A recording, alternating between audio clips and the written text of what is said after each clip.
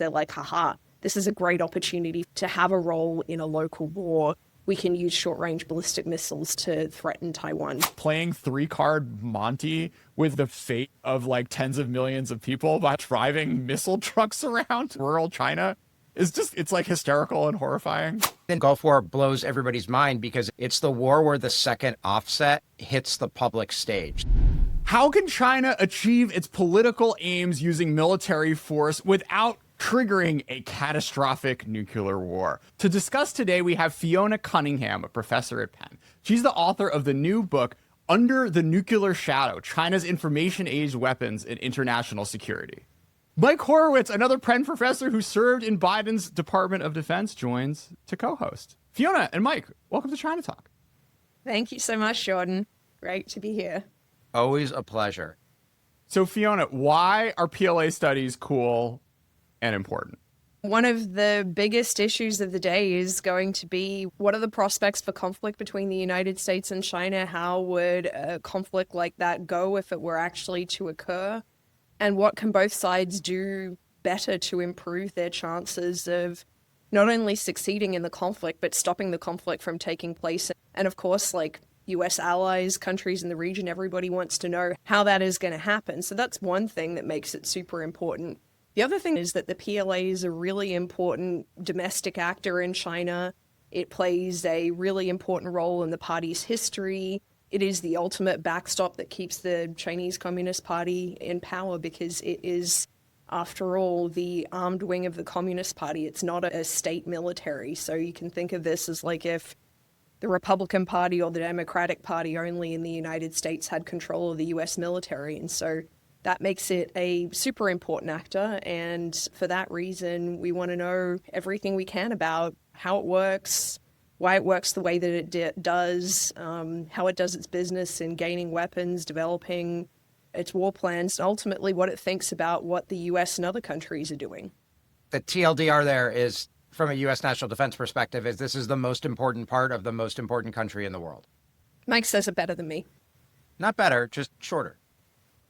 So there are obvious epistemic challenges when you are studying an adversary communist system's military, particularly in the open source. But regardless, you were able to write 300 very footnoted, very detailed pages with over 200 interviews and an enormous amount of kind of documents and reading, which like apparently you can just find about Chinese domestic debate and kind of like doctrinal evolution about how they think about the most sensitive thing of all, which is nuclear war and how to prevent and avoid it. When people say, oh, how can you ever know anything about the PLA? What's your retort to them besides waving your book in their face, Fiona? Like most militaries, the PLA has to talk to itself. They have to teach their students what's going on. So that's one thing, is military has to communicate to itself. And to the extent that you could, at least 10 years ago, walk into certain bookstores in China and, these are books with ISBNs that you could pick up and read and understand what the PLA was researching and what it was teaching its students about almost every aspect of warfare, not just the ones that I researched for the book. So that's one thing, like it's got to talk to itself. So that's one way we can know things about the PLA. The second thing is, like, paradoxically, with nuclear deterrence and actually a suite of other capabilities that China uses for deterrence, you do need to communicate certain things about these capabilities, because in the end, the objective is that you don't use them, but you use the threat of using them to shape your adversary's behavior. And so you have to disclose certain things about what capabilities you have, how you plan to use them, like, are your forces actually organized in ways that make those threats credible? Otherwise, they're just you're not going to get the kind of bang or the, I guess, not bang for the buck that you spent to develop them. So that's sort of piece two of just, how you can know certain things. But look, I will be the first to acknowledge that there are certain gaps that open source researchers like me can never fill, and that other folks might be able to fill, like what's in China's war plan? Like, what are the actual specifications of any of the weapon systems that they are using? What are the precise details of certain Chinese or PLA organizations? But then there's also things that are just kind of fundamentally unknowable, like what were in Chinese decision makers' heads when they made certain choices. What choices will they make if there's a crisis over Taiwan? And then, how are all of the plans that I was sort of trying to understand through these doctrinal debates, how are they actually going to function when you end up in a war? So there's sort of things you can know. There are things that you can know in the open source, and then there are things that I don't think that you can know even if you have the best information under the sun. Mike, you want to add to that? No, I think this is a tremendously challenging, not to be too academic-y about it, but like Fiona and I are both professors, and both professors at the University of Pennsylvania, one of America's leading universities. From a research design perspective, you have enormous uncertainty about China's military. There's a premium on getting as much information as you can, and especially given, and maybe Fiona can talk about this if she wants, some of the challenges involved in getting that information.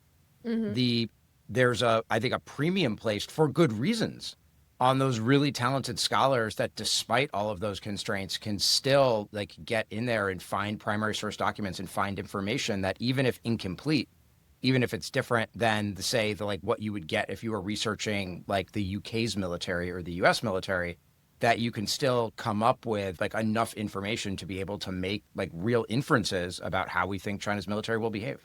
So the PLA does have to talk to itself, but it doesn't necessarily have to talk to Fiona Cunningham. It certainly doesn't talk to me, except for, actually, I was at a conference right after I left the administration and saw somebody from China, which is probably the first time I'd seen somebody from China since in years and years, even COVID, and then being in the Defense Department, et cetera. And the person was like, I was like, "Hi, it's nice to meet you. My name is Michael Horowitz." They're like, "Hi, we know who you are. We read all of your things." And I was like, "Well, that's scary. I'm gonna back slowly away now." Sort of like the Homer Simpson meme. I will say that is, Mike speaks truth, because I remember picking up a set of journals in one of the university libraries, and I was, flicking through and seeing what the PLA was researching recently, and there were tons of articles on lethal autonomous weapons and AI applications of in the military. And there's English language footnotes, which is Michael Horowitz, Texas National Security Review, what was it, a 2018 or 2019 article? Yeah. And I was like, yeah, I have the smartest colleagues who are influencing how the PLA is thinking about these super important questions at the cutting edge of war. It was really cool. They don't cite me, so. Yeah, but let's stay on that then. So I think it's fair to say that Chinese defense analysts, there is a much larger cottage industry of Chinese defense analysts studying America than there is Western defense analysts studying China. Thoughts on that? So I think, I'd say a couple of things about this. One is just, the U.S. military is, recognized by not just the PLA, but by pretty much all militaries around the world as being the one to beat.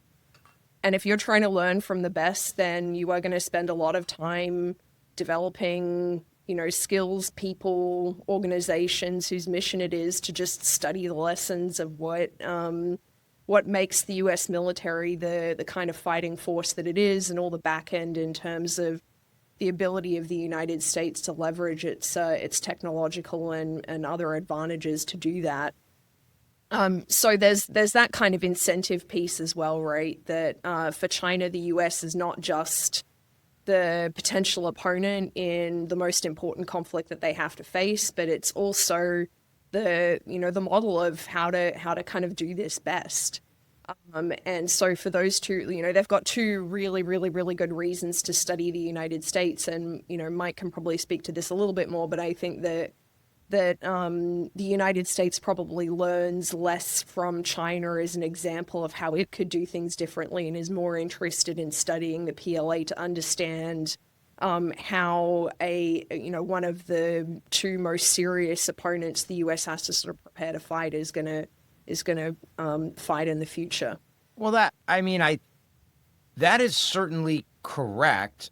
the U.S. does spend enormous time and resources studying everything we can possibly find about China's military. From a learning lessons perspective, I think one of the challenges is, I mean, Fiona, you know this better than either Jordan or I. I mean, China hasn't fought a war since what, like the late 1970s, essentially. Yeah. And so if we're like putting ourselves in like the thought experiment of like what would be like lessons that the U.S. would be learning from China in a military sense. In some ways, those lessons are not going to be battlefield lessons simply because there's not like battlefield data, as it were, that you would be learning from. The lessons would become maybe things about like kinds of capabilities they're developing, like how they're thinking about acquiring things, maybe how they were thinking about force structure. If you got, doctrinal manuals, something, like something like that, which is different than, I think, the way that, say, like the whole world, like looking at Russia and Ukraine and like very intently studying like everything they can about lessons learned from that battlefield and what it means for the future of war. And so I think the U.S. is trying to glean every single thing it can about China's military, but it's like it's almost like lesson learning in a different way. Yeah. I mean, I'd also just say, like, it has to be said that the language barrier is pretty significant going back in the other way. I think that if you're in China, you are most likely learning English from when you were in, elementary school. Jordan, you probably know better than I do where things are at with the language instruction. But, like, English is a very, very, very common second language in China. And so, the language barrier to then go and study the U.S. military, if that's, where you end up in your future career as a, civilian analyst or in a uniform in China. In the United States or in, my native Australia, like studying Chinese is it's not everyone's first choice as a second language because it's difficult to gain the proficiency. And I think there are fewer students who are of college age or like high school age who would be learning Chinese than maybe 10 or 15 years ago because the incentives are more on the national security side than on the business side. So the language stuff matters, and then the availability of the materials is the other thing. Like the United States just puts a ton of stuff out in the open source about how it thinks about, conflict. Like there's types of materials I would love to see in Chinese that you just don't really have in Chinese about the PLA that's available for the Chinese to study about the US. Like I'd love some joint publications, if you know what I mean, that I could cite in my piece. That would give me tremendous confidence that the doctrinal debates and materials that I was reading in the kind of text that I were have fidelity to what the PLA is actually planning, but that's stuff we can't see. All right. Let's start the clock in the 1960s to 1984 very fast. So China, we have a Sino-Soviet split. We have some border fights with the Soviet Union. We almost have a nuclear war. And that is kind of the main focus for a long time. Defense in depth, we're learning from the Soviets. Kind of cool. But then we fast forward to 1984. And Deng realizes that Gorbachev is for real and is not going to invade China anytime soon. And they can kind of like, I guess, reprioritize defense relative to everything else that China has to focus on. So why don't you take us from there into this moment where, folks were entertaining global nuclear disarmament and all the way through, all the way up to 1995, 1996. Yeah, so, I mean, I think this is a really interesting period in thinking about, Chinese defense strategy and China's, in particular, where nuclear weapons sit in China's national defense. So starting with as I think Jordan said, mid-1980s, China starts to, downgrade the possibility that they're going to fight a major war against one of the superpowers anytime soon. This is also a point at which the opening and reform period is really like gathering steam within China. And so the government wants to, if they can, put as many resources towards developing the economy rather than spending on national defense that they used to be doing. And at that point, China's also thinking about like what kind of conflict are we actually going to fight? Prior to 1988, it had been a general war in which you would have one of the superpowers potentially invading China. After 1988, this is a war on China's periphery, a local war to do with one of the many territorial disputes that China had. And I think what's worthwhile noting is that Taiwan was only one of those potential conflicts, and there was a certain degree of uncertainty about whether the US was going to get involved in that conflict at all. And so I'll just point to, I think, two things that are interesting in thinking about the sort of local wars piece. First is like there's this big debate in China about what do you do with nuclear weapons in a local war? Obviously, if another country is potentially invading you, you're facing an all-out general war. The role of nuclear weapons is relatively clear, even if for China they didn't really think about using nuclear weapons first to deter conventional invasion. But like, what do you use them for in a local war? And I think maybe I got to count back now.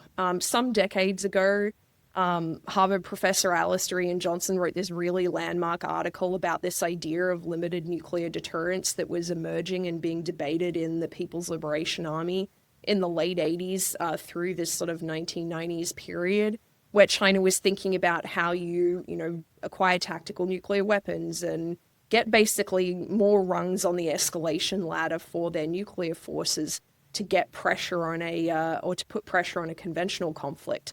More sources have become available since he wrote that article, which I think was really important and really influential, to suggest that there was this other strand in debating China's future nuclear strategy of just saying, like, look, we need to wait and see what the Soviets and the US do, because maybe global nuclear disarmament will proceed such that we don't really need to invest in more nuclear weapons. But what carries the day by about 1992 is that China's leaders decide, we still need nuclear weapons. The US and the Soviets are not going to give them up entirely, but we just don't need a large number of them. The other thing that I think is kind of fun in this period of time is that because of the financial pressures on China's military, it turns to exports as a way of trying to keep the defense industrial base going. And one of the things that they do is develop conventional short-range ballistic missiles that are kind of slated for export to the Middle East, but then the US puts a lot of pressure on China not to export these capabilities. And China's then nuclear-only missile forces, they're like, haha, this is a great opportunity for us to come up with a way to have a role in a local war. We can use short-range ballistic missiles to threaten Taiwan. And so that's like the really contingent origin story of China's conventional missile force, which is kind of a big problem for the US and its allies today. Yeah, I do love Chen Chesen, who I think most listeners will be familiar with. This is the guy who got McCarthy'd out of living in America and was the father of China's missile program. Basically, was one of the skeptics in the 80s. You have a great quote saying that he was warning that Western reports heralding a, quote, post-nuclear era were deceiving people and they are all false. So the man is still, not necessarily buying into the New World Order 50 years after, seeing the West for what it really is. I think another thing that's worth emphasizing here is like the level of layoffs that we saw. I mean, they're shedding like almost 1 million people from the PLA in this time period, right? That's like a pretty dramatic thing for an army to try to reorient around. Yeah, I mean, the other thing I don't cover this in tremendous detail in the book because others have, I think, looked at this in a lot of detail, but China's conventional military modernization really, I think, starts to kick up after the Gulf War, in which China, comes up with a conventional military or like understands what it's going to need to do to be able to sees what the U.S. does. Yeah, sees what the U.S. does and is like, if we're going to fight future conventional wars, like we need to work out how to do some of this stuff too. But this is a decades-long project for the PLA, and the choice to kind of change conventional military strategy in ways that will allow China to fight these local wars under high technology conditions. That's the kind of the strategic guideline that's inspired by watching what the US does rather than perceiving a threat from the United States. And I think Taylor Fravel's book Active Defense does a great job of kind of laying out that decision. It was a very influential book while I was writing my dissertation. So Mike, let's do the 101 on why the 1991 Gulf War was so, blew so many people's minds.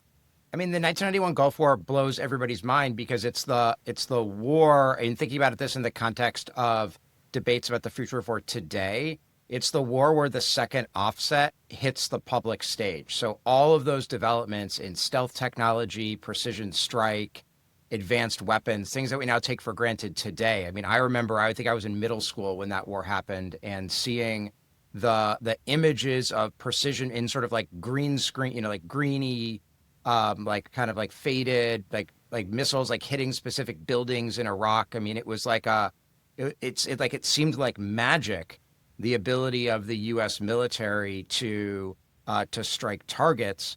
And I think that was a real shock to the rest of the world. I mean, the Soviets, I guess at that point, they were becoming the Russians at that point. But the Soviets/Russians sort of like knew what was up, but had been unable to execute it. But I mean, this was really different than how people thought wars would happen toward the end of the Cold War. And it was a real illustration of just sheer technological superiority on the part of the United States. And like that was a shot across the bow to the PLA. And I think it's also important to mention that like the U.S. even surprised itself in how good it was. I mean, I think we might have talked this did we talk about this before? But maybe this was in your book, Mike. But like there were all these like very advanced projections of like just how many casualties it would take to conquer Iraq. And the Senate, when Congress was debating whether to authorize war, they were thinking 50,000 American casualties, and it turned out to be like, I don't know, something like 3 or 4 figures, right at the end of the day, which is just like. Oh, you're talking about 2003. I'm even talking about. I think I'm talking about like 91. I guess we invaded the second time, not the first time. But okay. But I think, but frankly, like in both cases, the like projections of the danger to U.S. soldiers ended up being like dramatically overestimated, and in retrospect, I mean, part of that, a lot of that is operational art, frankly, like force employment and the ability of the U.S. to use force and how much the American military excelled, but also critical were these defense technology breakthroughs and the ability of the American military to integrate them in a way that was a real shock for the rest of the world. All right. So we have China understanding that they need a new playbook, also understanding that it is a decades-long game in order to be able to, try to, in order to be able to approach getting on the level of what the, world superpower is able to do in the early 90s. I've been on the hunt for years for the perfect reader app that puts AI audio at the center of its design. And over the past few months, the 11 Reader app has made it onto my iPhone front page and is easily getting 30 minutes of use a day. I plow through articles using 11 Reader's beautiful voices and love having Richard Feynman read me AI news stories, as well as, Matilda every once in a while too. I'm also a power user of its bookmark feature, which the 11 Reader team just added in after I asked for it on Twitter. ChinaTalk's newsletter content also comes preloaded into the feed. Check out the 11 Reader app if you're looking for the best mobile reader on the market. Oh, and by the way, if you ever need to transcribe things, 11 Reader's scribe model has transformed our workflow to get transcripts out to you all on the newsletter. It's crossed the thresholds of where these models used to be to just being, 95% good to, 99.5%. Wow, this is amazing, saving our production team hours every week. So check it out the next time you need something transcribed. All right, Fiona, take us to the 95-96 Taiwan Straits crisis. What triggers it, and what does it do for China's conception of what it needs to be a nationally secure state? So the Taiwan Straits crisis, it kind of has 2 peaks. There's one that sort of happens in mid-1995 and one that happens in kind of flares up again in early 1996. So the first thing that triggers the Taiwan Straits crisis is that the United States issues a visa to Taiwan's first democratically elected president, Lee Teng-hui, who China is concerned is agitating towards independence, and they view the issuance of this visa as the US creeping towards more support for Taiwanese independence. And then the second sort of peak of the crisis comes in March of 1996 when President Lee is seeking a return to office in an election, and China seeks to influence the outcome of that election. And on both occasions, China engages in military exercises across and around Taiwan that include launching some of these short-range ballistic missiles that it has sort of fortuitously acquired some years earlier. Fortuitously acquired? Is that like a euphemism for like China's beginning a buildup after the Cold War? No, well, it's fortuitously acquired because they wouldn't have acquired that set of capabilities if, first of all, China's defense industry hadn't been told they needed to make money, and then the US blocked the export of these capabilities. And that's actually super interesting. So essentially, the capabilities that China uses in that crisis to threaten Taiwan are developed because of export incentives that are then, and then those exports are blocked, and so then they have the weapons to threaten Taiwan. Yep. So there's a really interesting kind of sequence of events in the late 1980s where the rocket force, which then only operates nuclear weapons, they get like called into meetings with China's leaders who say like, what are you going to do in a local war? And they're like, actually, we've got a great idea. We're going to be armed with conventional missiles. And so they put forward this proposal in the late 80s, and largely for, it appears, organizational purposes, right? That they're looking for a way to survive in this changed environment where most of the conflicts China was going to face are not ones in which nuclear weapons are going to have much of a role. So you see like these classic organizational incentives for militaries to seek a new role when the threat environment changes. So yeah, they're kind of that's why I say fortuitously acquired. Hopefully that persuades. But what happens between the set of exercises in 1995 that follow the Cornell visit and those in 1996 that are designed to influence the outcome of Taiwan's presidential election is that China starts its 5-year plan kind of defense component where they're working out what they need to sort of build in terms of defense equipment in the upcoming years. And conventional missiles and what they call 杀手锏 or assassin's mace weapons, largely, referring to missile type weapons, get a prominent role in that defense plan. And, you see a series of meetings that China's leaders hold in kind of late 1995 onwards after that set of exercises. And so, from that, I think we can surmise that China's leaders start to see what the rocket force was seeing back in the early 1990s, which is that this is potentially a really powerful capability for intimidating China's adversaries and dealing with this new reality China has, that if there's another Taiwan Strait crisis, which, there is in 96, they are not going to have the Gulf War equivalent conventional military to address the threat or the pressure posed by the United States. And that's going to make it much more difficult for China to, use force if it feels like its red lines in Taiwan are crossed. And so these missiles provide it with coercive leverage, a way of threatening to escalate a conflict against a very powerful nuclear and conventional adversary when China really doesn't have any better options. And interestingly enough, too, China's leaders decide that threatening nuclear first use, which is the other really obvious option, is a no-go for them. Yeah. So let's stay on that. What is the no first use policy? Where does it come from, and how does it kind of constrain Chinese doctrinal thinking? Well, I will make my best case for why I actually do think it operates as a constraint on the PRC even today, following its, how many years are we in now? 5 or 6 years into a pretty significant nuclear buildup. Okay, where does it come from? The no first use policy was it was in a statement that accompanied China's first nuclear weapons test in 1964, where it pledged that China will not be the first to use nuclear weapons. It will only use nuclear weapons if it is first attacked with nuclear weapons by another country. And this policy kind of converts Mao's views about nuclear weapons into something that looks like a policy that then becomes the strategy that's given to the Second Artillery, China's missile forces, when they, actually almost a decade later start to formulate their, how China's actually going to implement or develop a strategy for using nuclear weapons.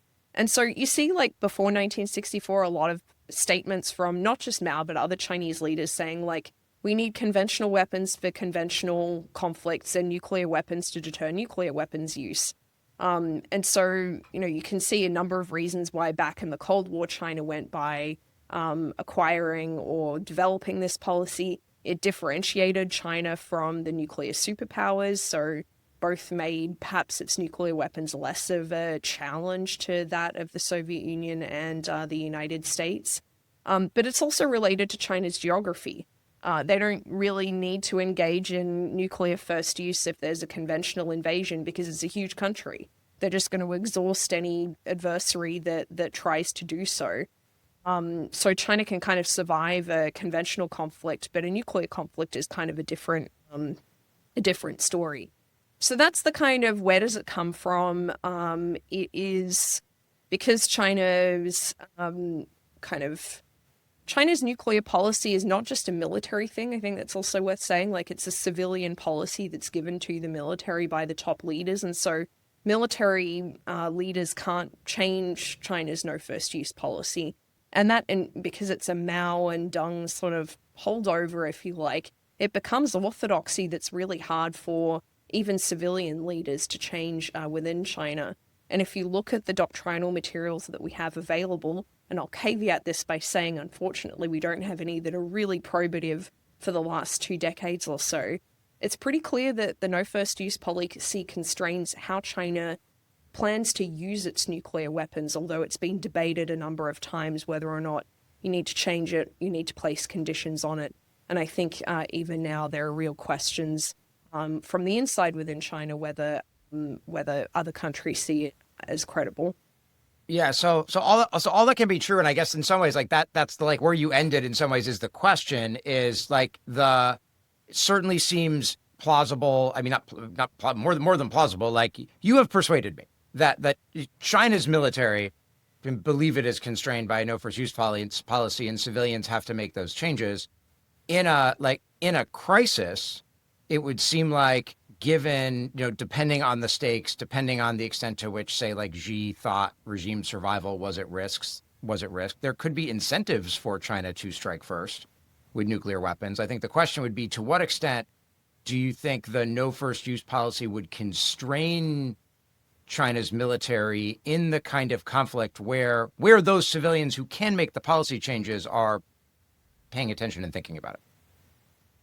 So I think a couple of things are worth noting. First is, like, if you plan to use your capabilities in accordance with a policy like no first use, your ability as a rocket force to develop operations that involve a set of options for first use is more constrained. That's not to say you can't do it, but it just means that it's not as simple as just like, oh, launch the missile.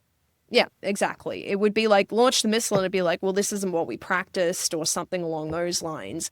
But it's not to say that you couldn't do it, but that's sort of one piece of it. And I think in the book, I detail this really intense debate over adding conditions to China's no first use policy in the early 2000s. But the reason I think that set of debates is really interesting is because you see writing in leaked Chinese missile force kind of teaching materials or manuals saying that we can talk about lowering the nuclear threshold. We can talk about nuclear deterrence, which is effectively like nuclear signaling operations. What they do not do, though, is then lay out a nuclear first use campaign that's going to follow that set of signals if an adversary doesn't back down yet. You do see that, Oh, though, that's interesting. Okay. you do see that proposal for an occasional first use campaign in, this is, one of the fun materials I found. So there's this dissertation written by a missile force, now is I think a deputy base commander, who basically says, like, look, we can talk about the signaling and all these pieces, but, like, what would the first use campaign actually look like? And, one of the options that he talks about is detonating a nuclear weapon in space if the conflict over Taiwan isn't going all that well. And interestingly enough, China then, in the years to follow, develops non-nuclear anti-satellite weapons. But there's not the description of what the warning shot or the nuclear first use piece that's going to follow those threats in those kind of more I'd say more like officially produced materials, things that come out of the Second Artillery. We don't have this kind of visibility on what the debates are going on in China right now, though I think other scholars have found evidence of the rocket force now exercising for launch on warning. And I certainly noticed in my now 10 years of doing interviews in China about nuclear strategy issues, this happened actually really, really back in 2014 through 2016. This change in tune of launch on warning is a violation of a no first use policy. That was an attitude some people held. What is launch on warning, Fiona? So in its simplest form, launch on warning is that you receive warning that your adversary has launched a nuclear weapon that is heading towards you. And rather than waiting until that nuclear weapon detonates on, your territory, target, whatever it happens to be, you choose to launch your nuclear weapons in the period between your adversary launching a nuclear weapon and that nuclear weapon detonating on your territory. So can we talk about this a little bit in terms of the China's current nuclear modernization? Since Yes. In some ways what you've laid out is a paradox in a way, because the launch on warning is generally something you would think about doing if you're worried that your nuclear forces are going to be decapitated, meaning that one side, somebody launches nuclear weapons at you, those land on your territory, they destroy your nuclear arsenal and ability to retaliate. Whereas you wait to absorb the strike if you feel have more secure second strike capabilities, it can strike back. If China's been rapidly modernizing its nuclear arsenal, in some ways that should make them arguably more secure rather than less secure about that. So why then, if you were the PLA, would you be thinking more about launch on warning now as your nuclear capabilities are becoming more sophisticated? So I think it has to do with what capabilities deliver your secure second strike. So if the capabilities that deliver your secure second strike are going to be road mobile land-based missiles or submarine-based ballistic missiles, so think of these as nuclear missiles that are mounted on the back of trucks. Those trucks are driving around in the hinterland of this very large country called China. They may hide in caves at certain points in any given conflict, but they're really relying upon mobility and concealment to avoid an adversary, using its satellites effectively to find them and destroy them while they're driving around. Similar sort of set of principles with submarines, but, obviously different techniques for finding them.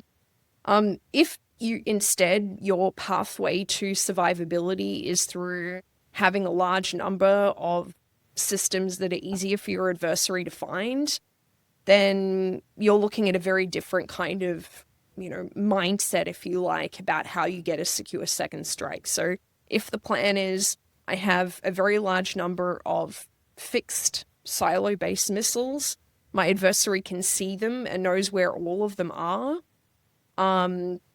But I'm relying on the fact that it can't destroy all of those weapons because of all of those silos, because there's so many of them. But the silos themselves are not going to do much for my second strike capability unless I plan to launch them before my adversary's nuclear weapons would land on top of them. So the launch on warning piece, I think, is a little bit about what capabilities make up your secure second strike, but it's also about the immediacy of deterrence. So you can think a little bit of like, how effectively do I deter my adversary if I like wait weeks until I pull my road mobile missiles out of a cave and retaliate against Washington, D.C. So you go more on the hair trigger to increase your probability, increase the credibility of the threat from like a shelling kind of perspective, and increase the probability of deterrent success. And look, the other thing that surprised me when I've done a little bit more interview work on China's nuclear modernization post-book publication is that Chinese experts will actually say, like, look, the US has improved its capabilities to find those road mobile missiles now. And if you look at some of the types of sensors the United States is now looking to place in space, Chinese strategists are probably reasonably worried about the fact that the US is going to do a better job of finding capabilities they used to think were really secure and really survivable. So a few things to just keep in mind. So America, we had like 20,000 nukes towards the end of the Cold War, and they've been a lot of them have been decommissioned, but we're still in like the high four figures. China was at like double digits, and we're now approaching like 400, 500, 600. So this is a challenge, right? When you don't have nuclear submarines and bombers and ICBMs to like, I don't know, be very sure that you can completely destroy a country. I also think that just the idea of like playing 3-card Monty with like the fate of like tens of millions of people by like driving missile trucks around like rural China is just like, I don't know, it's like hysterical and horrifying. Look, road mobile weapons are really hard to find. I mean, that's why like everybody that has had to face down the United States like since the beginning of the Cold War has, whether conventionally, whether like Iraq's, and like as a shout out to 20 minutes ago, like in discussion of the Gulf War, like, or the Soviets, or China, or probably like North Korea, if it ever came to it, is like thought about mobility as a solution to the like overwhelming American firepower. You couldn't do it in the U.S. hinterland, but China's a different story. Yeah, the regulatory environment in the U.S. would not. It'd be so. I don't. That's like not. It's like not. That would not be a thing for us. I mean, like maybe this is like our trucking. Once a Waymo comes for all the truckers, the only humans on the road will just be the people like, I don't know, randomizing their drives around Nebraska. All right, Fiona. So let's close the loop on Chinese nuclear military modernization. So the last thing I'll just say is that the book I wrote is about how you put pressure on an adversary in conventional wars by threatening to escalate. I think there's a lot of discussion about the fact that China's nuclear modernization means it is seeking that option with its nuclear forces, especially because it now has more of the theater range precision options that are like, getting towards the better types of capabilities you would need if you wanted to make these credible threats of nuclear first use. But where I come down in the book is that China has not necessarily made a decision that its nuclear modernization is now going to replace all of the non-nuclear capabilities as its main source of coercive leverage against conventional conflicts. I see the drivers of China's nuclear modernization as being more about how you gain a more robust second strike against the United States. But also there's kind of a political leverage piece to it that you want more capability because you think that it's going to make the United States behave more prudently, even if you're not like making very exact calculations about how a nuclear exchange is going to go, or making very precise changes to your force posture to enable these really credible threats of nuclear first use. And my interviews in China more recently is suggesting this, that there's a kind of psychological, political leverage rationale to the modernization that doesn't really translate to changes to posture to make first use more possible, or really trying to help China do better in a nuclear exchange. There's kind of different schools within China that point to different reasons for the modernization, but first use is not clearly one of them. Just the idea that it's worth spending the money to make sure that there is no one in the Pentagon who thinks that they could do, a first strike on China and America get away unscathed seems to me, I don't know, if I was sitting in, if I was like a captain in the rocket force or something, to be like a worthy investment. But yeah, definitely clear that like how far that goes and what that means from how quick will we be on the trigger finger perspective is like one of these unknown unknowns that we talked about in the beginning. And maybe this is a transition in some ways to talking a bit about more conventional capabilities, but one of the things that's really remarkable about what China's done over the last decade in particular is like China's rapidly modernized in every military area. It's not, there was a point where he was like, oh, well, China's choosing this, choosing that, or whatever. And Fiona's book, I think, brilliantly discusses this. And when they were trying to make some of those choices in particular, a little earlier on in the context of conventional missiles. But now, like the story of the last decade is really like everything, everywhere, all at once from a Chinese military modernization perspective. I love maybe we'll start with cyber, because I love the way it opens in the early 90s where they're like, oh, like we don't have computers, so I guess we are resilient to cyber attacks. And then, we have informatization of warfare and this whole kind of like doctrinal development about the use of offensive cyber capabilities to threaten things when threatening nuclear warfare isn't necessarily credible. So yeah, let's do a brief history of cyber weapons in China, Fiona. How is the PLA's thinking about its utility evolved over time?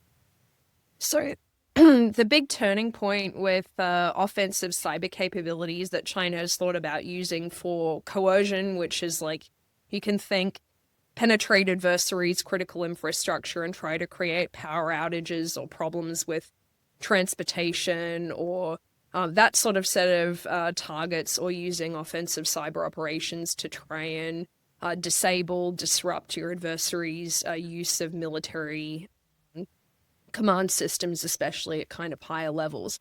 So that's the sort of set of capabilities that I focus on in the book.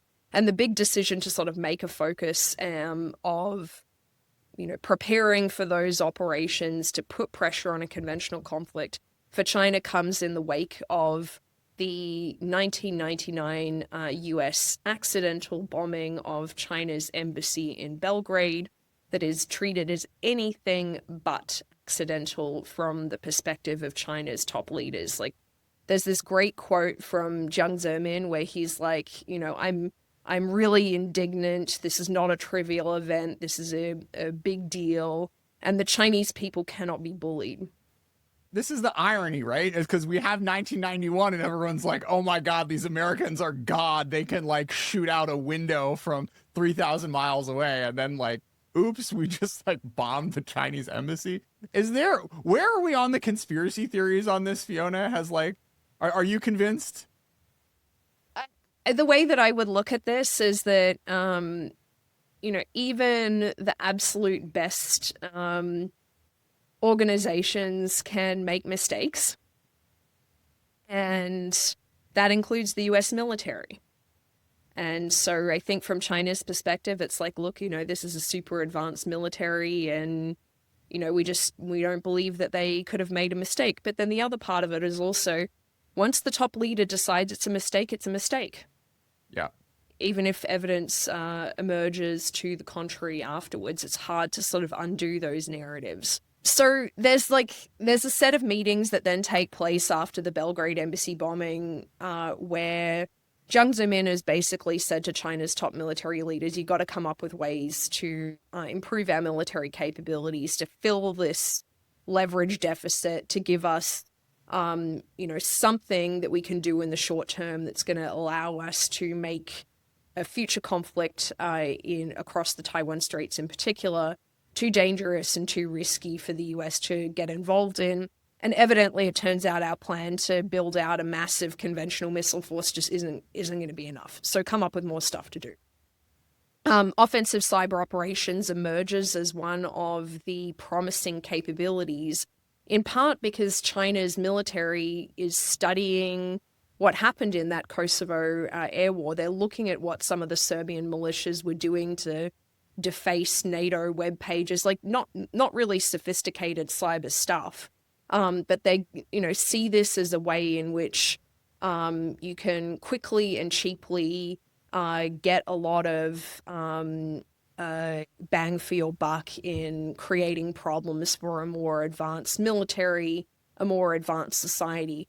And it's worth noting that China's awareness of cyber operations to create those kinds of effects dates right back to the Gulf War, where they start looking at what they call computer virus weapons, and notice that the United States is sort of thinking about, aware of these capabilities in the Gulf War. And so they kind of know that this option is out there, but they don't really activate it until after that Belgrade embassy bombing. Then they kind of let 1,000 flowers bloom, and everyone who's worth their salt in the PLA kind of gets into the cyber game, and you end up with some capability being developed on the offensive and the espionage side, but it's not super coordinated. It's pretty disorganized. And so this becomes a problem for China's leaders starting in around 2010, when they're like, wait a second, we're seeing all these other countries using cyber operations for military effects that kind of demonstrate the promise that we thought that they had, but also we're also starting to get very dependent on information networks in the military, in society, and economically. And so they start seeing all of these things happening in the cyber domain and say to the military, we now live in a glass house, and you have to do something to correct your plans, your organization for using cyber operations offensively to take account of the fact that we'll be throwing stones from a glass house. All right, Fiona, so what happens then? So what happens then is a process of changing China's cyber doctrine begins. In about 2012, the PLA starts holding a bunch of meetings where they evaluate where they've come from and where they might want to go. And there's all kinds of fun quotes that come from that meeting, like somebody saying, oh, we've made a lot of progress in capabilities, but everyone is fighting their own war, so we're not coordinated. Or, if we aren't careful with how we plan and execute these operations, then we're going to harm the national interest. But we still want to use them for these leverage purposes. And so over the process of about 2 years, China's PLA comes up with ways to change their cyber doctrine. And in around 2014, we see Xi Jinping in particular put pressure on the PLA to change its organization. And this is around the time that the US indicts a number of PLA officers for industrial espionage. The following year, we see a white paper come out in China where they acknowledge for the first time that they have cyber defense capabilities. They still won't acknowledge publicly that they have offensive capabilities. And then at the end of 2015, China creates this new organization called the Strategic Support Force, and it consolidates all of these disparate pieces of the PLA's cyber enterprise into the one organization. That hasn't gone so well. Hard to know. Maybe it's gone well, maybe it hasn't, but China disbanded that strategic support force just as I was completing the manuscript. So we have sort of towards the end of this first bucket of narratives, we have the Obama administration trying to talk to Xi and establish these norms about what things are and aren't appropriate to how does that kind of international layer interact with the things that the Chinese government is directing its I don't know, ambiguously organized cyber force to spend its time on?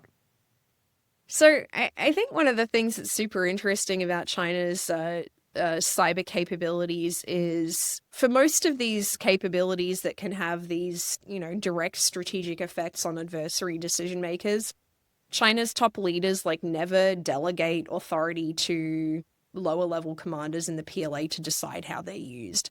The only place where you see at least de facto some of that happen is in the cyber arena before the change that I just outlined in 2014-15. And so the things that the Obama administration was complaining about, which is basically members of the PLA hacking US corporations to get their proprietary information and use that for commercial benefits, looked a lot like it was happening without the authorization of China's top leaders, or certainly their oversight. And so that international pressure, I think, helps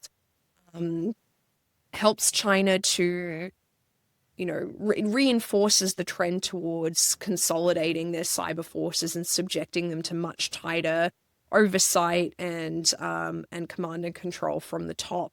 But I think in some ways the Obama administration was pushing on an open door, and what you actually saw is some of that industrial espionage where it helped China's overall goals towards, certain types of national priorities. Those organizations or those sectors, you still see the industrial espionage. It's just happening from non-PLA actors in the future, and the PLA gets kind of focused on the military mission. So I'd say the administration was pushing on an open door in seeing some of that activity drop. And actually, if you line up the timelines, some of the major declines in PLA cyber activity that organizations like FireEye, this private security cybersecurity company, were tracking, they happen at times like when the Central Military Commission was meeting and deciding on a major military reform package. So it's hard to disentangle whether it's the US threat of sanctions over cyber espionage or these bigger trends in reorganization. The PLA were doing the work, but it certainly suggests that, this is not the US pressure alone that led to China changing its behavior.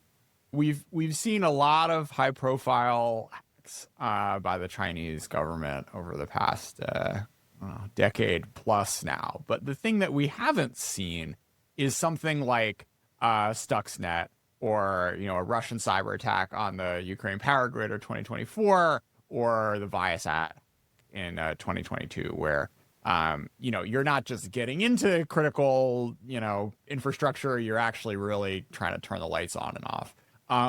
Fiona, is that just downstream of the fact that China hasn't been in a big war?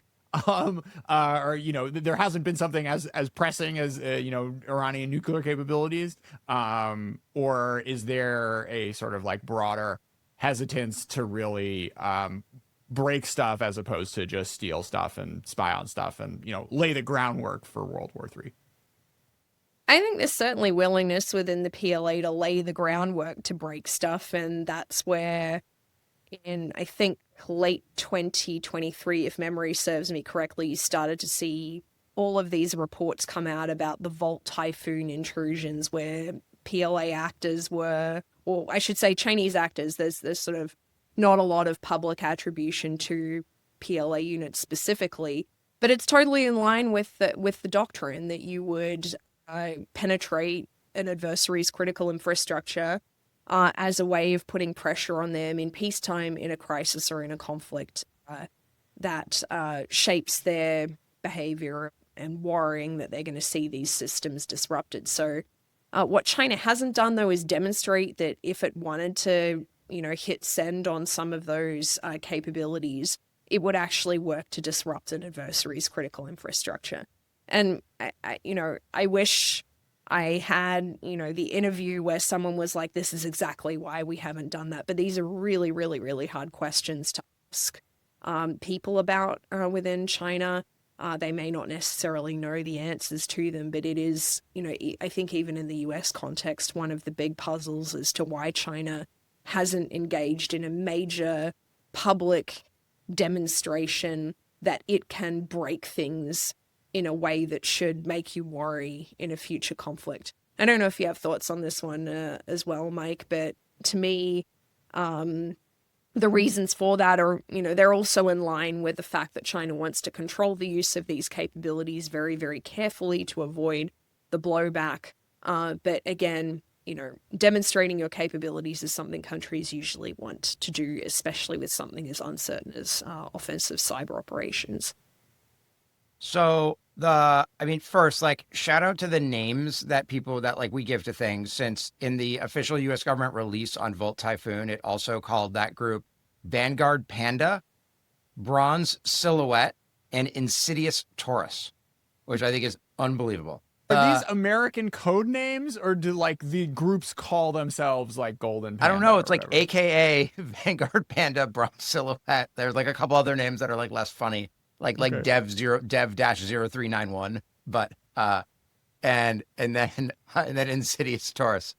So I guess it is less puzzling to me why China hasn't tried to break things, since I think about what China's trying to do in this context as building the capacity to break things, and in some ways the demonstration that they are in U.S. and other countries' networks is the signal of capabilities, since the actual using cyber tools to break things is pretty rare, actually. Stuxnet in some ways is the oversighted one-off in a way, and relied on a lot of very specific kinds of things, but that the PLA demonstrated that China demonstrated that it was deep in energy infrastructure and water infrastructure at the sort of state level across the United States, certainly illustrates the capacity to destroy, especially because the way that they had gained access through routers and VPNs and a bunch of really common electronic devices that lots of critical infrastructure facilities have, and lots of frankly Americans have. And so this to me points to one of the issues surrounding cyber capabilities in general, and gets back to something we talked about last time I was on, Jordan, in the context of offensive cyber strikes and in a world of advancing AI.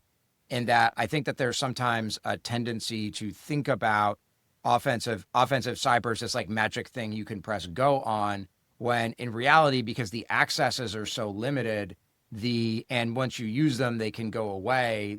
I think incentive structure, even for very competent offensive actors like China, is often to hold back on the breaking things, because the more you do that, the more it becomes all hands on deck to completely knock you out. And frankly, in some ways, I have no doubt that even in the aftermath of the Volt Typhoon revelation, that China has other access that we don't know about.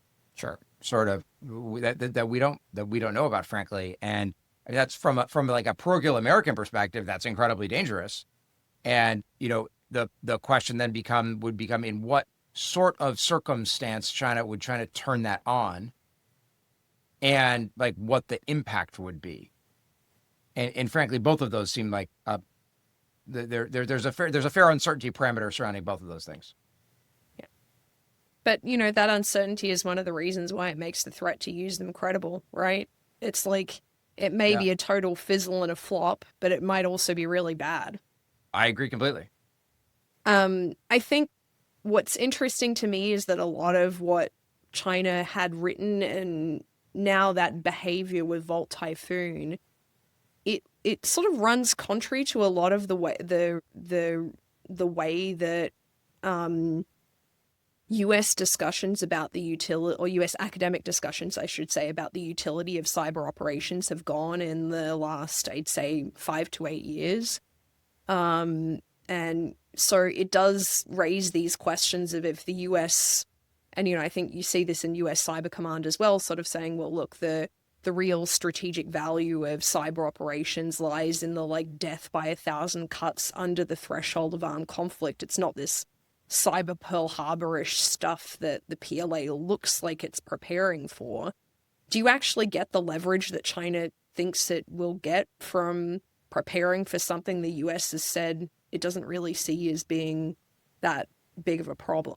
I don't know what you think, Mike. It depends on what they can actually do. I mean, like think about some of the things that we know that or allegedly know that Russia has done and the way that they've sort of like disrupted the lives of Americans. Like, part of this depends on what the goals are. There's like the death by 1,000 cuts of cyber as an enabler to other kinds of operations. Side note, this also maybe says something about like some of the academic literature on cyber, but we don't need to talk about that. There's also the question. So there's cyber as enabler for other kinds of operations. There's in some ways like cyber as, distraction is the wrong word, but disruption and like illustration of possibility for cost of position in some ways, like precisely because there is a bit, because there's uncertainty and like it might fizzle, but it might be really important. If you could do, I think the theory would be if you could do like a little bit of disruption to the lives of average Americans in the context of maybe a Taiwan crisis, then it would highlight it sort of like brings the costs home in a slightly different way. And then the question becomes like, well, like how much disruption and like how much, like how, like what, and like the I think the big issue is the terminal impact of that. If what you were trying to do at the end of the day is influence American behavior as much, in some ways more so than say like the U.S. capacity to fight in the Indo-Pacific, and you're trying to influence public attitudes and public perceptions, there's just, no one really knows how that would go, including us and including them. Yeah, and I think that's a key thing with a lot of this, and I do like your sort of framework of like brinksmanship. What are we doing with our force posture? Are we doing brinksmanship? Are we doing calibrated escalation? Or are we, actually preparing to fight a war? And the problem with this is like the more forward you are with this stuff, the more likely you are to get America to take it seriously. There have been a number of these capabilities where like, okay, China starts taking cyber seriously. You see Volt Typhoon, that's gonna lead to more kind of awareness and investments and more, local water plant owners like updating their systems or what have you. And the same thing with the Taiwan context where like, okay, you really think that like turning off the lights in Texas is gonna like turn out better for Beijing? I mean, this is almost like the Japan 1941 logic where like, oh yeah, they'll really want to make peace with us after we bomb Pearl Harbor. Like it could go both ways. And depending on how focused you are and what timelines you are and how like, I don't know, feminized you think America is or whatever, to use Xi's term, not mine. Or to use Putin's term, not mine. It impacts the way you're going to think about what you show and what you don't do on the world stage, which is tricky. I mean, just to be clear, countries have made that mistake about the United States like forever. Think about like the Japan calculation, like, oh, we'll hit the U.S. and then they'll be like, all right, cool, we'll just go home. Like Saddam sort of has said this, said the same thing. I think Bin Laden at some point sort of like said the same thing, and people like forget that we're nuts. And if you like really come after the U.S. like hard, like we will come at you and we will not stop. And I think like arguably like those that understand that we're maybe like a little bit crazy. That there's an argument that's good for deterrence in some ways, like classically. But no, yeah. I think I'm curious what Fiona thinks, the extent to which how maybe either China in general sort of or the PLA sort of like thinks about us in that context, because like I saw this conversation a lot in sort of defense conversations over the last couple of years, is China's assumption if they hit the US is coming all in, or is the assumption like, oh, we think we could cause enough pain that the US is like, all right, cool, we'll go home. I think there are probably three things that matter: the timing, the stakes, and the nukes. On the timing piece, like, maybe if you hit the US really hard in the midst of a conflict, then things go very badly for you because the United States then is really all in. But if that threat is lingering before a crisis, during a crisis, maybe that does lead to the kind of care and prudence in one's behavior. And China's strategic deterrence approach across, all of these weapons is not just designed, like, it's a wartime plan, but it's designed to influence US behavior all the way back in peacetime too. I think the second thing from China's perspective is that I do think they see a stakes imbalance. It's kind of not explicit in a lot of the literature that I consumed and read, but Taiwan is an immediate,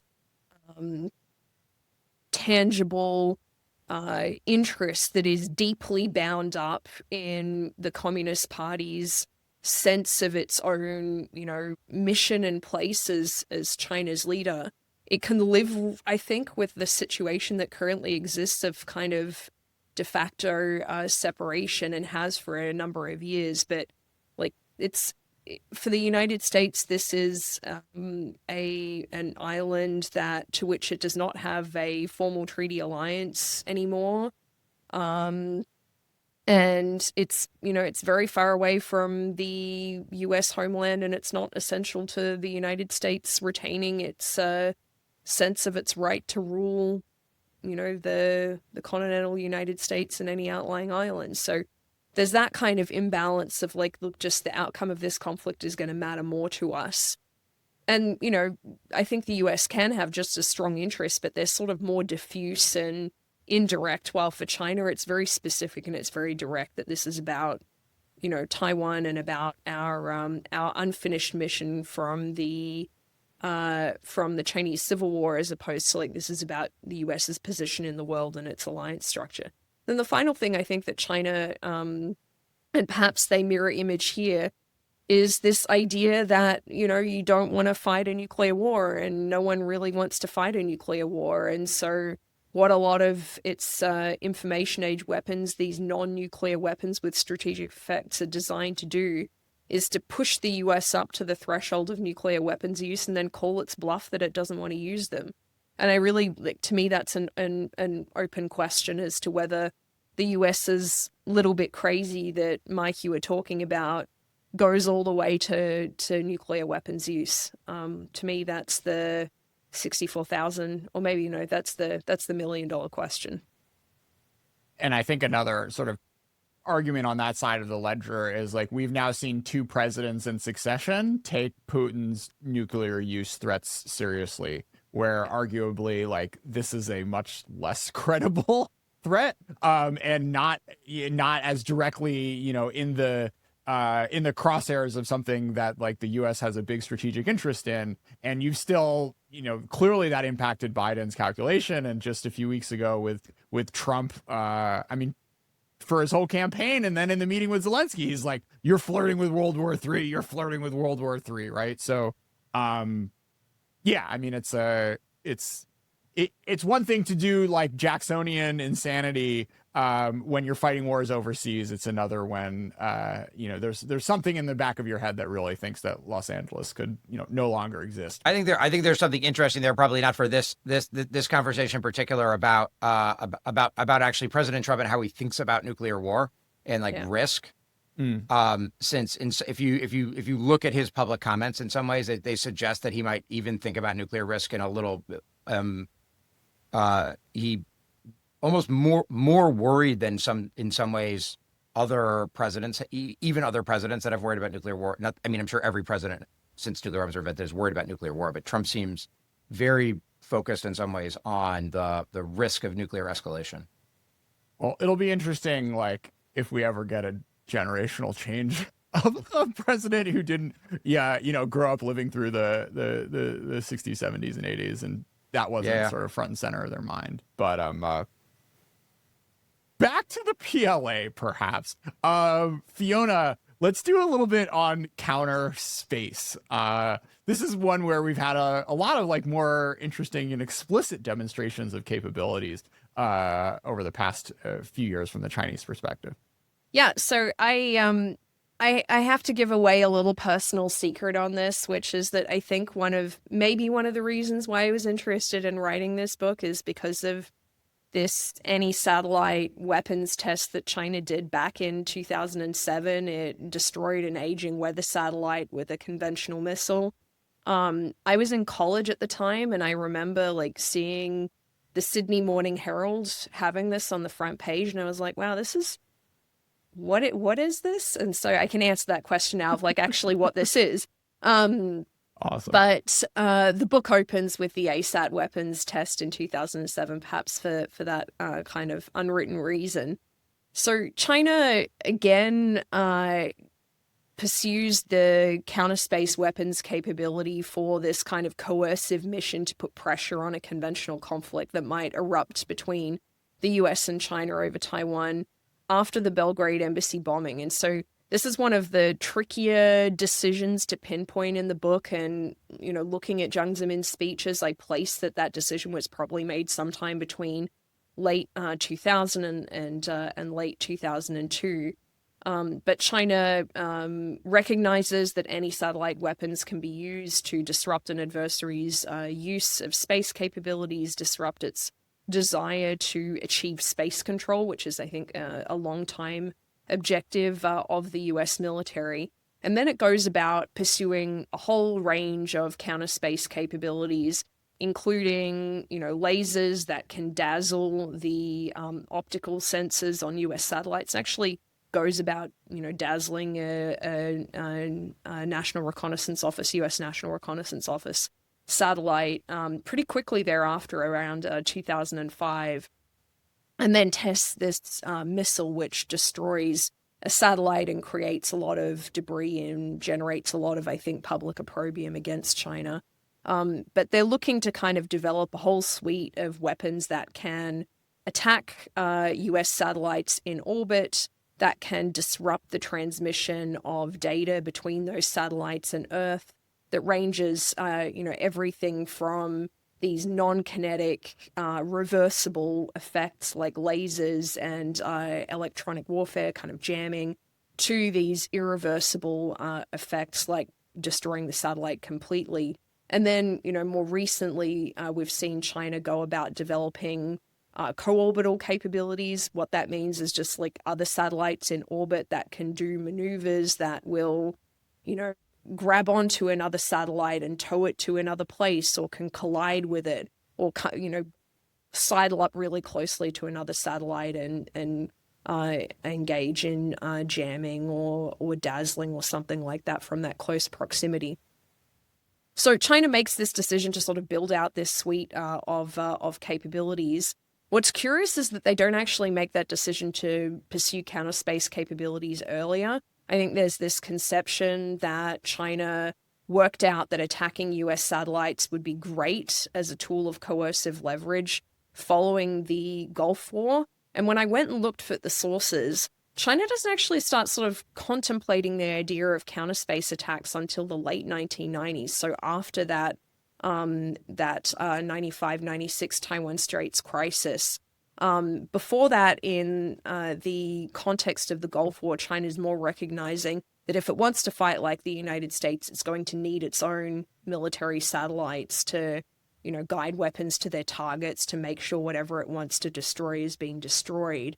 But that desire to build its own military support capabilities in space constrains how China then thinks about using counter space weapons, because it has always emphasized that counter space hostilities or space hostilities should be limited, and doesn't sort of talk about, you know, an all-out space conflict or all-out use of force in space, the way that it seems to contemplate using, for example, its conventional missiles. So that's kind of the doctrinal or capability story that I think has emerged.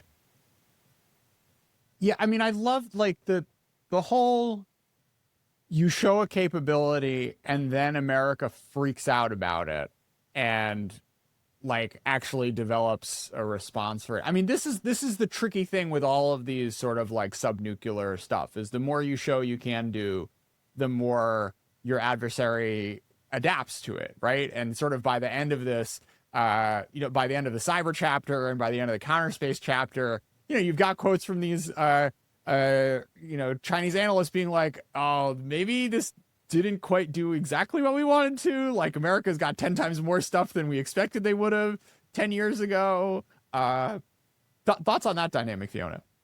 I think in many ways it matters, but maybe it doesn't matter as much as we might think, because in the end, some of these capabilities were designed to give China quick, credible leverage back when it was a lot weaker than it is right now.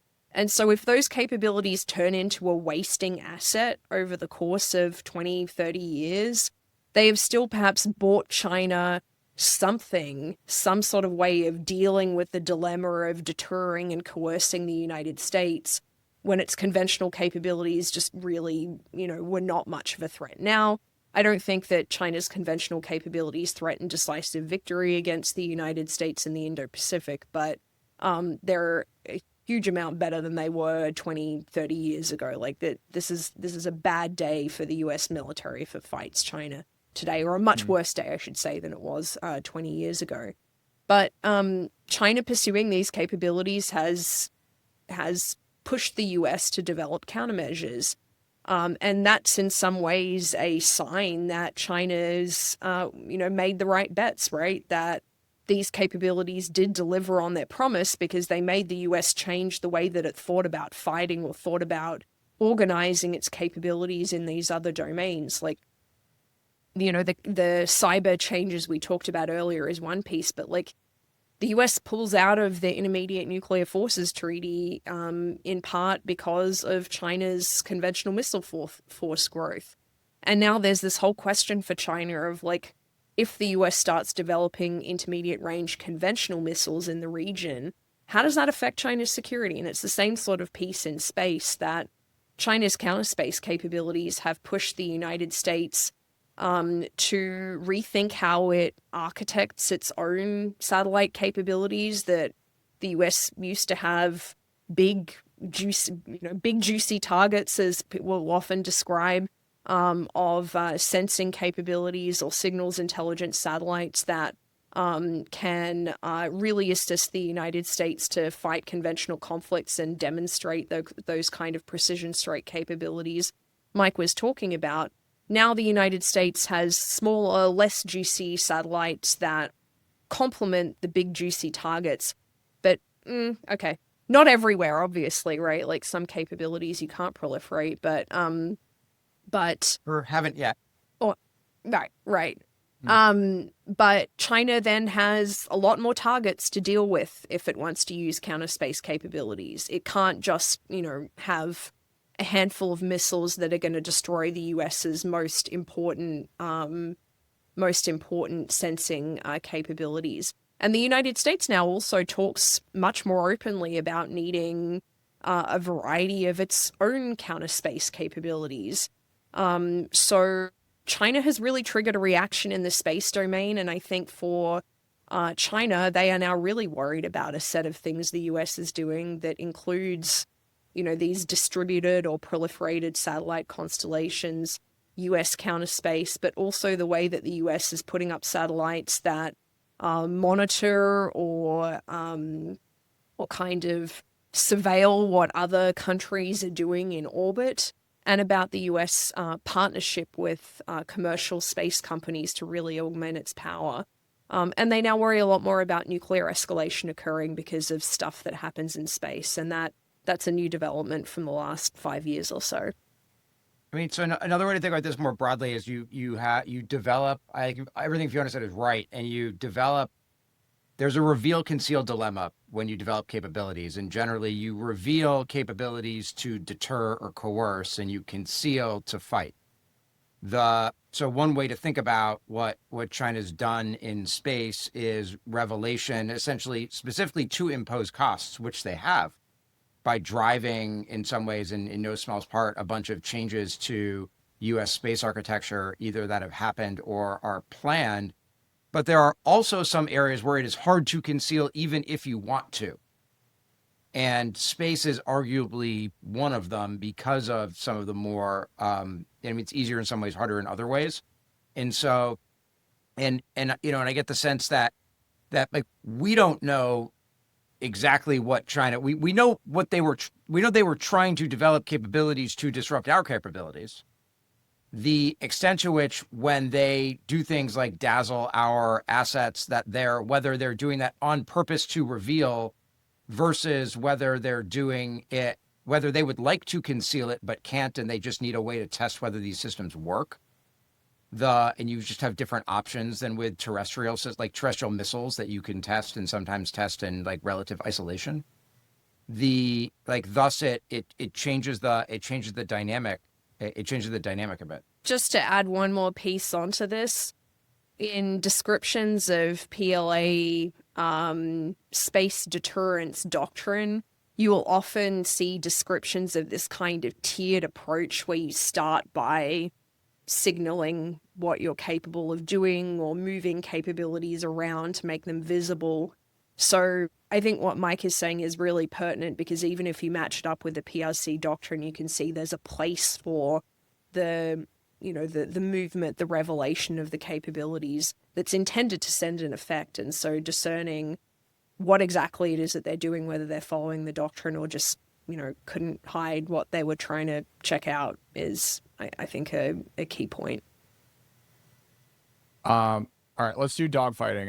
Mike, do you want to take the dogfighting piece? Well, no, I mean, there's this article that comes out recently that says that China, from a U.S. Space Force official, talking about China doing dogfighting in space, and in some ways that shows the way that we like project our like views of one domain into another and how we talk about it. But I think it's actually a very clear illustration of like what Fiona's book demonstrates about the capabilities that China has developed and the way, and into the discussion that we've just had, the way that they're testing them.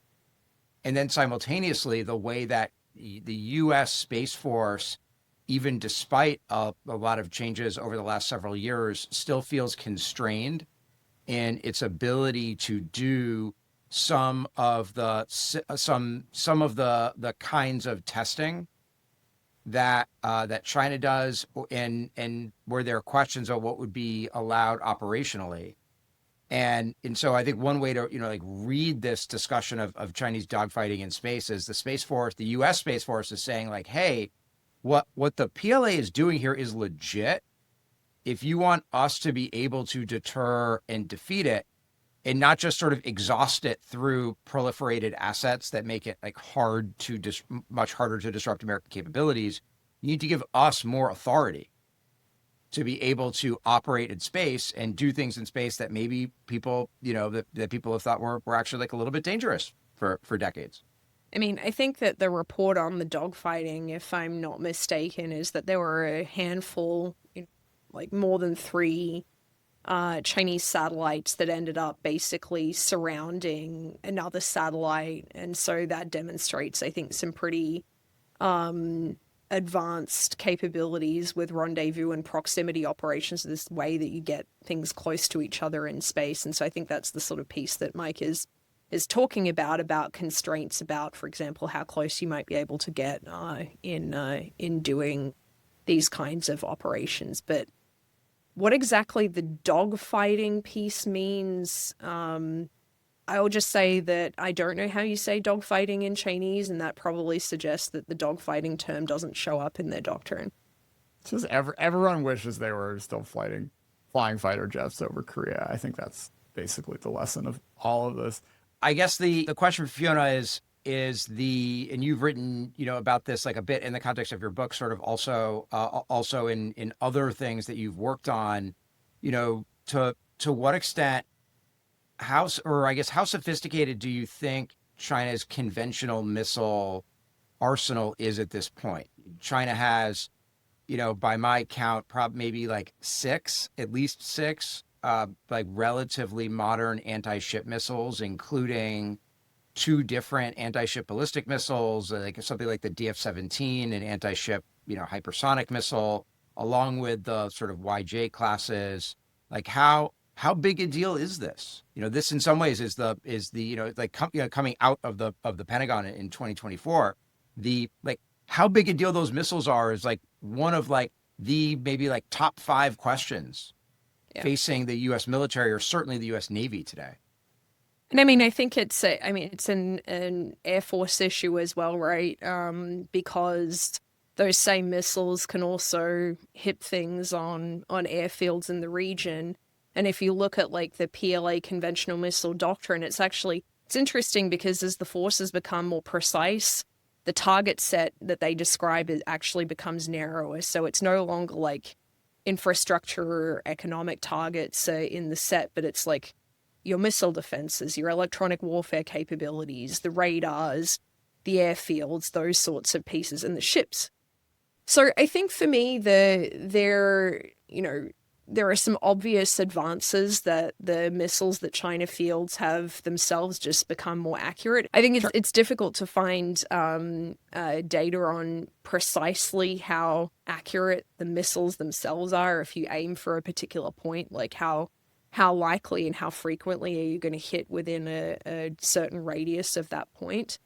But the big change for China, I think, is really coming on the sensing piece. And that's the other sort of side of, having a precision missile capability. You don't just need accurate missiles, but you also need the sensing capabilities to find your targets and to see whether or not you have managed to destroy them.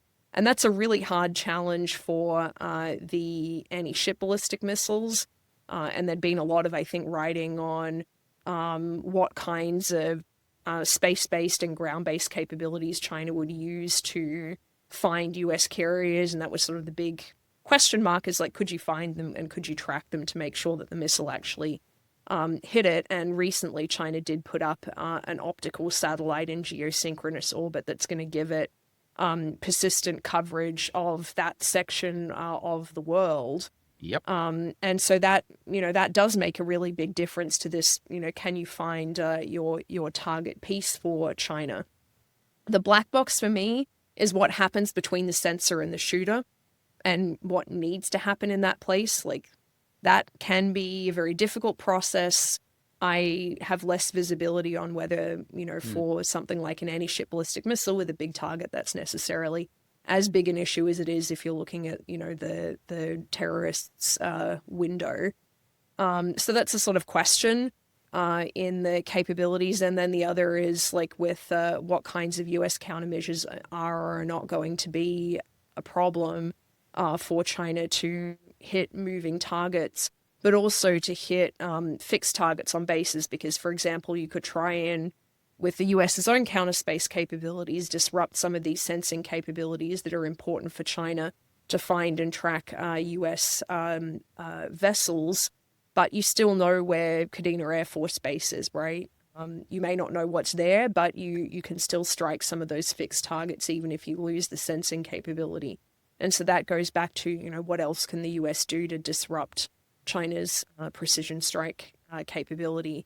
And then you start getting into the point of wanting to disrupt the missiles before they're launched, which gets us to all of the hard problems with tracking mobile missiles that we were talking about before. So you can kind of see how they're all connected. And I'm not directly answering your question, Mike, because I think there is a lot of uncertainty about the steps in the chain that China needs to satisfy if it's going to hit some of those more difficult US targets to hit. And there is a lot of uncertainty about how effective US countermeasures are going to be, both in terms of disrupting the PRC capabilities, as well as with hiding and distracting those missiles once they're launched and heading towards you. What about, that's a great answer. That's super helpful. What about Chinese hypersonics in general? Obviously like China, I was going to say famously, but I mean, famous to people who listen to ChinaTalk. China famously deployed, tested some, hypersonic, has tested hypersonic systems that have, maybe like set hearts aflutter for those that really like missiles, but also led to, lots of concern that the U.S. could be like falling behind in hypersonics. Like put aside the falling behind piece. And I will save my personal rant about hypersonics for another day. I'd love to hear it. No, come on, we're here. We're 2 hours in, Mike. The people are waiting for this. There's no capability that I left the Pentagon more disappointed in than hypersonics in some ways, in terms of the like relative bang for the buck of what it can deliver for the American military. I think they have their place, but in some ways have been like overhyped a bit. If you think about like the relative investment in the overall architecture of missile systems, but that's not surprising to hear me say, given sort of my advocacy for sort of precise mass and more like attritable autonomous systems. But the question for you, Fiona, is how much should we be, how fearsome are China's hypersonics, and how is it that they are able to deploy so many hypersonic systems in some ways like so quickly relative to the United States?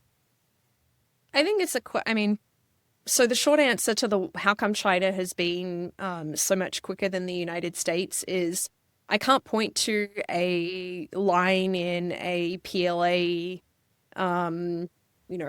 manual or teaching text or something that's going to give you the answer. But if I were to hazard a guess, it's because, this is the focus, right? For China, conventional missiles is one of the areas, and just missiles in general, it's one of the areas that China has really put a lot of elbow grease into ahead of other sections of its conventional military modernization and certainly its nuclear modernization. And when you make something a priority, this is, you are going to end up progressing perhaps more quickly. But it is also about the problem set that the United States has been deploying missile defense systems around China's periphery, especially with, perhaps most vividly with deploying that THAAD system in South Korea back in 2016, which caused a lot of political disruption in Northeast Asian kind of security politics. But China has the problem of having to think about how you defeat missile defenses. And if that is your problem, and that is your problem set in a theater range, then hypersonics are going to, provide a potential answer because of both the speed as well as the maneuverability of those capabilities in the terminal phase that are going to make it harder for missile defenses to defeat them.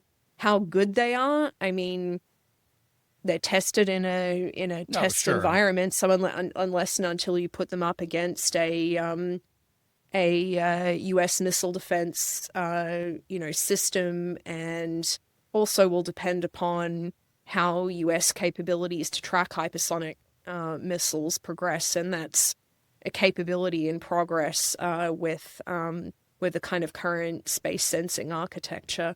So again, it's a kind of cat and mouse action reaction piece where China's investment may give it a fleeting advantage, but the US can potentially close the gap, whether it's by the precise mass that you're advocating, so a different way of meeting the challenge, or through countermeasures that are directly designed to address the problems that hypersonics solve for China. To me, that's an and, not an or for the U.S. But no, that's super helpful. Just like thinking about that exchange, I was trying to come up with like ways you can get into Trump's brain to defend spending on basic research and science, and which led to a ChatGPT deep research question that surfaced. The super duper missile and invisible aircraft. And, we're sitting here recording this on Friday, March 21st. The NGAD, the 6th generation fighter, is about to be announced. And like my kind of mental model of the things that Trump is going to be okay spending money on are things that are big and fast and like shiny, yeah. Not are like slow and attritable. And it's an interesting kind of tension that, a lot of the money, right, of the Palantirs and the Andurils, who obviously are very tied into the Trump world, is for one sort of like theory of acquisitions and theory of victory, whereas like, I don't know, like the Trump brain is on things that are kind of like, you can like put like weird like dramatic action figure adjectives behind them, which is not necessarily like cute submersible drones or what have you. I mean, it might. I mean, one of the things I think is notable about the 17 priorities that the Pentagon announced for its review of the FY26 budget that's still ongoing is the way that both some of those more sophisticated things and, specifically like one-way attack, sort of those more like precise mass systems were explicitly called out as an investment priority. And so I think my instinct, I think my instincts that you are probably correct, and also the now confirmed Deputy Secretary of Defense Feinberg is a big hypersonics advocate, and so what you could see is, for reasons that in some ways have to do with both Feinberg and the preferences of the president, you might end up pushing more toward this sort of high-low capability mix where you both on the U.S. side invest in the biggest, shiniest, like NGAD and hypersonics, and then more of that mass. But to the extent that a bunch of U.S. capability investments for the last couple of decades have been more in that mid-tier, it then would sort of raise some questions about those. But frankly, as an advocate of a high-low mix for the force, that's not like necessarily like troubling to me, even if how they get there might be different. Fiona, were there any other ways this could have turned out? Could the PLA have sat in the late 80s and just thought, all right, let's invest more in our sort of nuclear modernization, make that threat more credible, and maybe not build out a giant conventional force and all of this, cute stuff in space and cyber and with missiles? Like, I guess A, like, was that a path? And B, would that have led the world to be less scared of China's rise? Or do you see that as kind of an independent, a variable more on just like kind of economic growth than the kind of development and deploying of specific capabilities? No, it's a really good question. It depends on what parameters you change. Because if you don't end up having these crises with the United States in the mid-1990s, and again with Belgrade, and I talk a little bit in the book about the EP-3 crisis, where a US reconnaissance aircraft and a Chinese fighter collided over Hainan Island in 2001 as well. Remember how big a deal that was at the time? No, it was massive. The like, in some ways, like we've memory hold it a bit, in especially given the like uncertain, like the craziness sort of surrounding the world now, but like at the time that happened, that was a huge deal. Yeah, I was in I think what you would call in the United States middle school at the time, and it was another one of those events that I I was following a little bit like the ASAT test, because it was super early on in the Bush administrations, and now you wonder, why my childhood dreams to become a human rights lawyer in the UN got derailed by the news media. By your one true love for nuclear weapons? Or... Yeah. Well, I mean, look, if I really love nuclear weapons, I would probably study a different country, because they're not China's favorite. I mean, could be in the nuclear shadow, not under the nuclear shadow. That's the title of this book. And that might have been a story of how, when China encountered these crises with the US that revealed these deficits in its leverage, it said, you know what? We've got nuclear weapons. We saw what NATO did during the Cold War. We're watching what the Russians are doing contemporaneously in the 1990s. And we're just going to switch our nuclear posture, and we're going to follow those scripts in Ian Johnson's famous limited nuclear deterrence article, and that's how we're going to end up solving this problem. So that's another potential pathway. Another pathway is that you don't have the crises, and that means that China builds up its conventional military, because its military modernization and conventional strategy is responsive to a different sort of set of variables of how other countries fight wars, how unified is the party, again, to channel Taylor Fravel, my advisor's work. So you could see the conventional modernization happening without these investments in non-nuclear strategic deterrence. Or you could see things happen with the Chinese economy that I think would have really reshaped the way that its conventional modernization has gone. Because Jiang Zemin was pretty explicit in the late 1990s that the progress of China's military modernization to advance into the ranks of the most kind of cutting edge military powers, the world-class militaries, not that he used that term back then, was contingent on the economic circumstances of the country. Sure. And then, point number 3 would be, how much of where we are right now do you see as a function of Xi Jinping being a different kind of leader with a different vision for China's foreign policy goals and its defense policy as previous leaders? And I tend to see a little bit more continuity than change. But, if you'd had a different leader who had different objectives to Hu Jintao or Jiang Zemin, but in the opposite direction, in trying to, do more engagement, maybe have a different approach towards domestic politics, China might have gotten off this path as well. It's so easy to say that everything was inevitable in retrospect. And like my instinct in some ways is that if it hadn't been the like Taiwan Straits crisis or like EP3, it would have been like something else in some ways because of which in some ways I'm going to make a much more structural argument that I think I'm like would generally be known for from an academic research perspective. But that the like rise of China combined with these frequent demonstrations by the U.S. of conventional military superiority in the context of the invasion of Iraq and the Forever War makes it, in some ways, like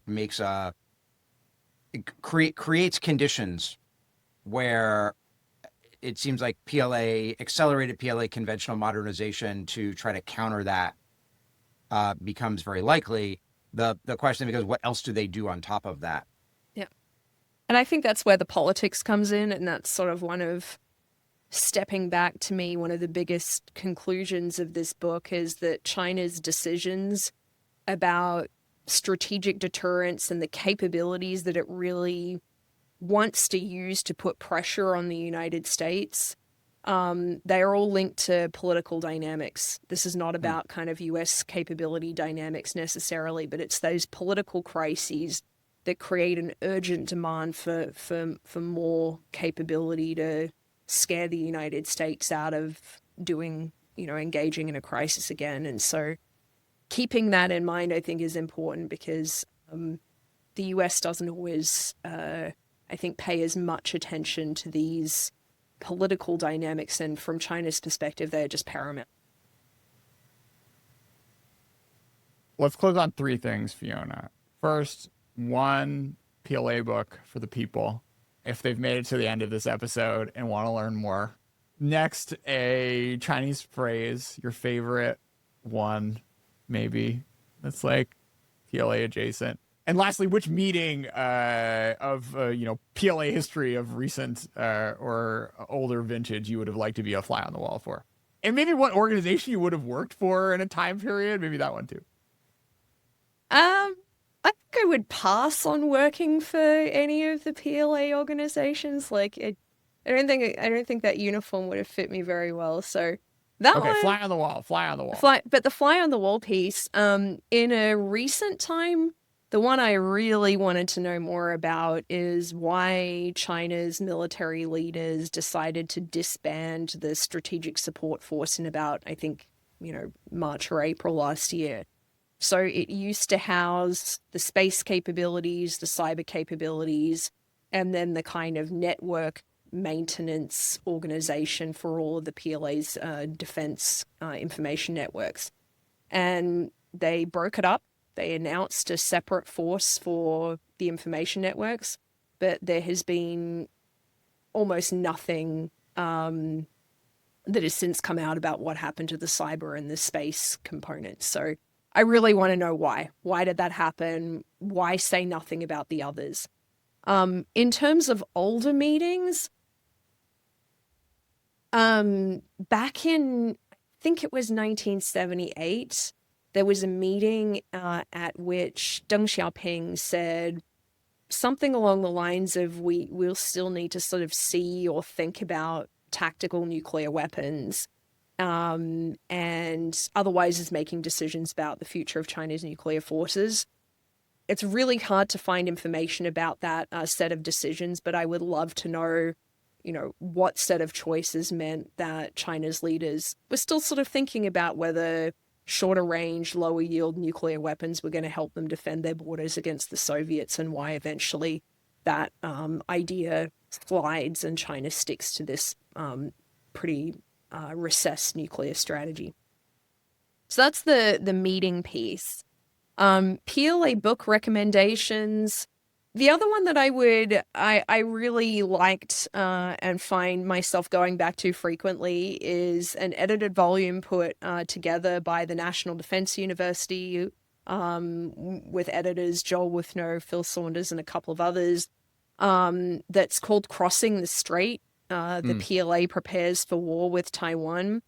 And it is just, there are a lot of really, really useful chapters in there summarizing, what's China's doctrine for a conflict with Taiwan. Joel Withnow's chapter in there about how the PLA command and control system might function.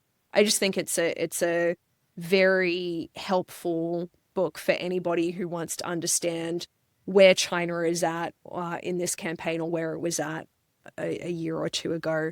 It's a super worthwhile read, and I think demonstrates some of the best that PLA studies and PLA analysis can give us in terms of trying to think about the dilemma and the question we started this whole podcast with, which is like, this is the main scenario and this is the most difficult problem for military leaders in the United States and allied countries as well right now. And on the Chinese phrase, it would be 惩戒打击, which is a phrase that appeared in some of the descriptions of China's counterspace capabilities. It sort of translates to punitive strikes and disciplinary action. So 惩跟戒 is like punish and warn put together. And the reason this phrase is my favorite is because it was the phrase that I read very early on in developing this dissertation topic that really rammed home for me how different China's approach was to the space domain and space deterrence compared to nuclear weapons. So in some ways it was the kernel of what political scientists would call the variation on the DV that, made this not just an interesting and policy relevant topic, but one that had legs as a political science dissertation.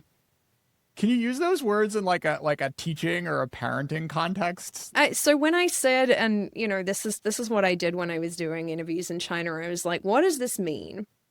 And people would be like, oh, well, 惩戒性的打仗, like one of these wars that has this kind of punitive and disciplinary element to it, was like the Sino-Vietnamese war. Yeah. But I would be like, okay, but is nuclear retaliation, is that 惩戒性? And they'd be like, no. So there's a footnote about it in the book if you want to look at this. But I asked about this term, and no one ever said, oh, this tells me what I do when I am, teaching my students or parenting my children. So I would probably keep it to a military strategy context for the time being. Fiona, you got to tell us a little more about, just the vibe, of the Chinese defense analyst community in China. How would you characterize them as, human beings, to use some very large generalizations, and I'm curious, what they get out of talking to you. So I think what they got out of talking to me is that when I was doing interviews for the book, most of them I did when I was a graduate student, and so they were helping a graduate student, and I think some of the desire to help students learn cuts across cultural contexts, and I think also there's a genuine desire among a lot of experts in China that look, if you're going to make the effort to come to China, to have spent many years learning the language, to develop the ability to kind of understand the lexicon and environment of strategic studies in China, that's a good thing, and that they want to help clear up misconceptions and ensure that people who are talking about this stuff in the United States have a more granular and nuanced understanding of what's going on. So if I were to guess, that's what I think they got out of talking to me, although it was pretty interesting. I was in China doing this work right in the middle of those 2015-16 PLA reforms that I mentioned. And at some point, my ability to ask questions about some of these issues, it was just like, people would just be like, we don't know. Like, until this reform package clarifies, like, we don't really know.